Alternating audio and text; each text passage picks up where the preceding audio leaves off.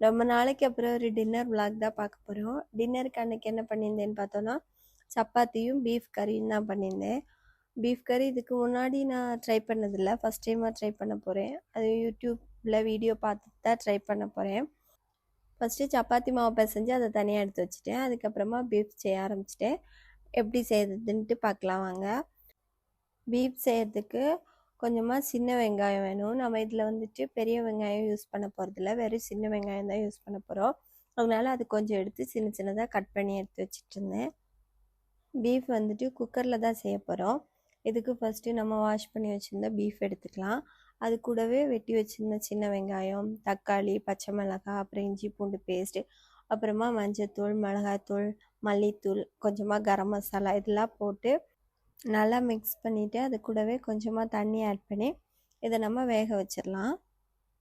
Beef ready ஆகிறதுக்குள்ளார நம்ம chapati ready பண்ணி எடுத்துடலாம். இப்போ சப்பாத்தி பீஃபு ரெடி ஆகிடுச்சு. சாப்பிட்டுட்டு அப்படியே படுத்து தூங்க வேண்டியதுதான்.